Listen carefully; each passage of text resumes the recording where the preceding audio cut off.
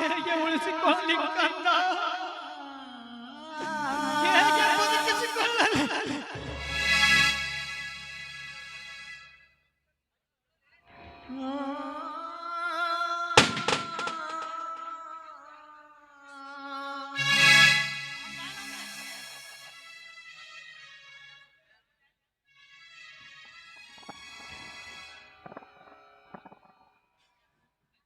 ಏನಪ್ಪ ವಿಕ್ರಮ್ ಕಾಡಿನಿಂದ ಈಗ ತಾನೇ ಬಂದೆ ಹೌದು ಅಪ್ಪ, ನನ್ನ ತಾಯಿ ಆಸ್ಪತ್ರೆಗೆ ಹೋದ ವಿಷಯ ತಿಳಿದು ಈಗ ತಾನೇ ಬಂದೆ.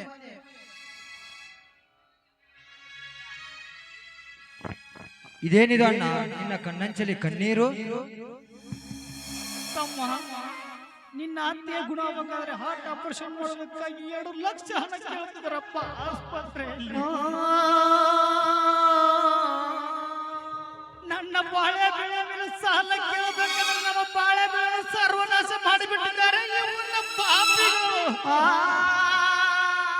ಅಪ್ಪ, ನಮ್ಮ ಬಾಳೆ ತೋಟನ ಸ್ವರ್ಣನಾಶ ಮಾಡ್ತೀವಿ, ಬೇರೆ ಯಾರು ಅಲ್ಲ, ಇದೇ ಊರಿನ ಪಾಂಡ ಗೌಡ.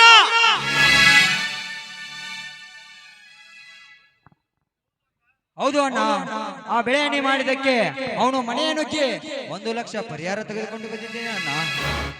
ಏನು ನಮ್ಮ ಗೌಡ್ರು ಪರಿಹಾರಧನ ಕೊಟ್ಟಿರ್ತ ಒಳ್ಳೇದಾಯ್ತು. ವಿಕ್ರಮ್, ಈ ಹಣವನ್ನು ಆಸ್ಪತ್ರೆಗೆ ಕೊಟ್ಟನು, ನಡಿ ನಡಿ ಅಪ್ಪಾಜಿ ಹೋಗೋಣ.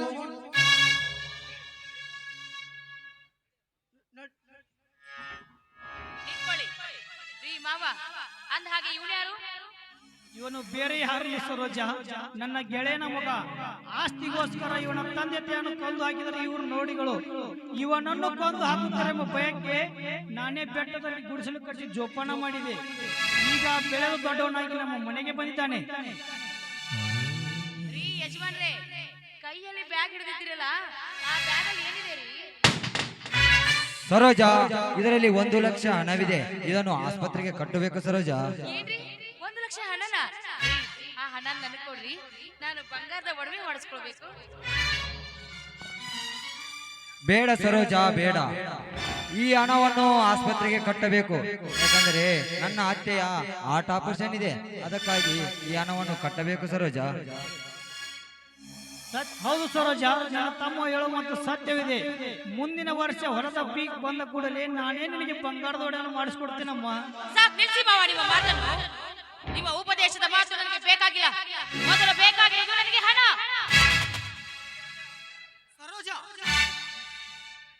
ಸರೋಜ, ಈ ಹಣವನ್ನು ಆಸ್ಪತ್ರೆಗೆ ಕಟ್ಟದಿದ್ದರೆ ನನ್ನ ಅತ್ತಿಗೆ ಹಣ ಬೀಳುವುದು ಖಂಡಿತ ಸರೋಜ, ಖಂಡಿತ.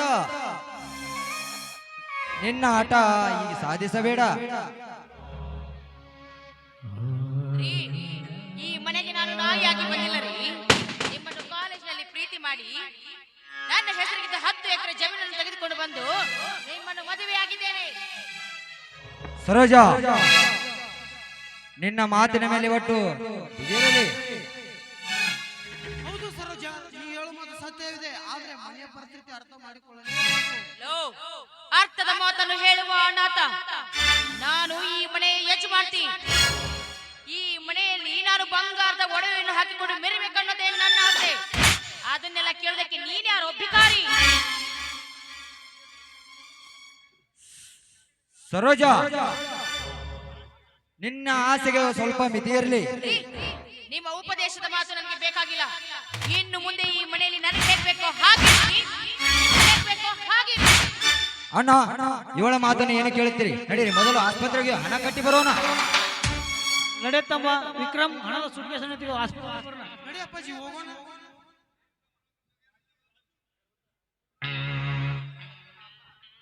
ಅಪ್ಪರ ಕುಮಾರೇಶ್ವರ ದವಾಖಾನೆಗ ಹೂವಾರ ತೀರ್ಮಾನದಾರಂತ ಈಗ ತಾನೇ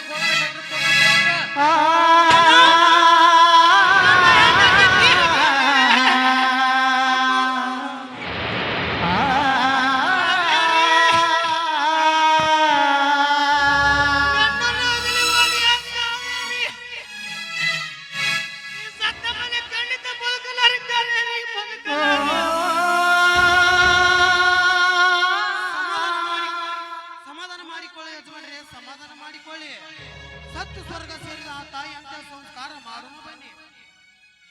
ಅಮ್ಮ, ನಿನ್ನ ಮಗನನ್ನು ಪರದೇಶಿ ಮಾಡಿ ಹೋದೆ ತಾಯಿ. ಇನ್ನು ಮುಂದೆ ಮುಂದೆ ನಾನು ಯಾರಿಗೆ ಅಮ್ಮ ಎಂದು ಕರೆಯಲಿ, ಅಮ್ಮ ಎಂದು ಕರೆಯಲಿ? ಕಾವೇರಿ, ನಿನ್ನನ್ನು ಉಳಿಸಿಕೊಳ್ಳುವ ಕಂಡ ಕಣ್ಣವರಲ್ಲಿ ಭಿಕ್ಷೆ ಬೇಡರು ಯಾರು ಹಣ ಕೊಡಲಿಲ್ಲ. ಕಾವೇರಿ, ನನ್ನನ್ನು ಕ್ಷಮಿಸಿಬಿಡು ಕಾವೇರಿ. ನಡೀರಿ ಅಪ್ಪರ ನಡ್ರಿ, ಅವ್ವದ ಅಂತ್ಯ ಸಂಸ್ಕಾರ ಮಾಡೋಣ ನಡ್ರಿ. ಅಮ್ಮ ಅಮ್ಮ ನನ್ನ ಅಮ್ಮ ಎಂದರೆ ಸಾಕು, ಹೆಣ್ಣಿಗೆ ಮುತ್ತಿಟ್ಟು ಬಾಯಿಗೆ ತುಟ್ಟಿಟ್ಟು ಉಳಿಸುತ್ತಿದೆ ಅಮ್ಮ. ನೀನಿಲ್ಲದೆ ಹೇಗೆ ಬದುಕಲಿ ತಾಯಿ, ಹೇಗೆ ಬದುಕಲಿ? ಕಾವೇರಿ, ನಾನು ಹೊಲದಂತೆ ಉಮ್ಮರಂತೆ ದುಡಿದು ಬೆವರು ಸುರಿಸುವುದನ್ನು ಕಂಡು ನಿನ್ನ ಸೀರೆ ಸೆರಗಿನಿಂದ ನನ್ನ ಮುಖ ಒರೆಸುತ್ತಿದ್ದೆ ಕಾವೇರಿ. ನಿನ್ನಂತ ಧರ್ಮ ಪತ್ನಿಯನ್ನು ಕಳೆದುಕೊಂಡು ಹೇಗೆ ಜೀವನ ಸಾಗಿಸಲಿ ಕಾವೇರಿ?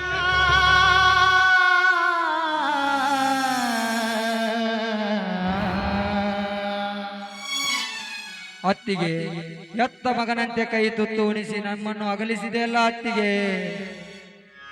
ಕಾವೇರಿ, ನೀ ಸತ್ತ ಮೇಲೆ ಇದ್ದ ಮಗನನ್ನು ಕಟ್ಟಿಕೊಂಡು ಹೇಗೆ ಜೀವನ ನಡೆಸಲಿ ಕಾವೇರಿ?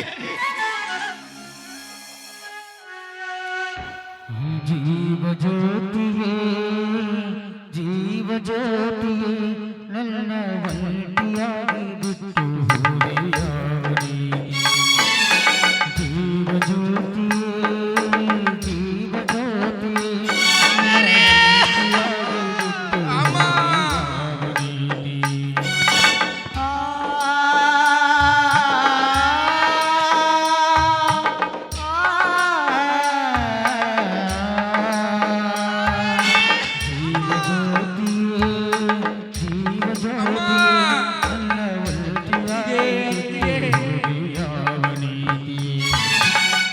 ಒಂಟಿಯಾಗಿ ಬಿಟ್ಟು ಹೋದೆಯಾವನಿ.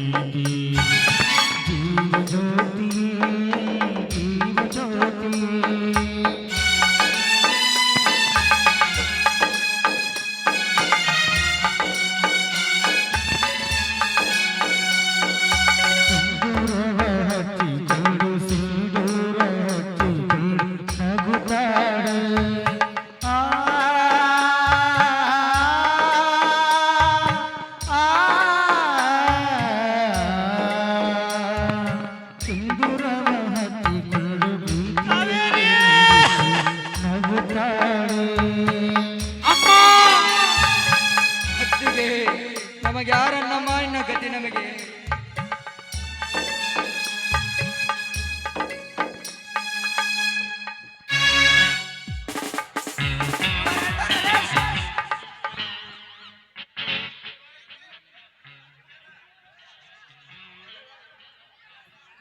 ಯಾಕೆ ಸಾಹೇಬರೇ, ನಾವೇನು ತಪ್ಪು ಮಾಡಿದ್ದೇವೆ? ತಪ್ಪು ಮಾಡಿದರೆ ನಿಮ್ಮ ಮನೆಯಲ್ಲಿ ಗೋಟಾ ನೋಟ್ ಯಾವಾರ ನಡೆಯುತ್ತಿದೆ? ಏನು ನಮ್ಮ ಮನೆಯಲ್ಲಿ ಕೋಟಾನ್ಯವರೇ? ಸಾಹೇಬರೇ, ಇಲ್ಲ. ಹಾಗಾದರೆ ಈ ಸೂಟ್ಕೇಸ್ನಲ್ಲಿ ಹೇಳಿದೆ ಬಿಚ್ಚಿ ತೋರಿಸಿ.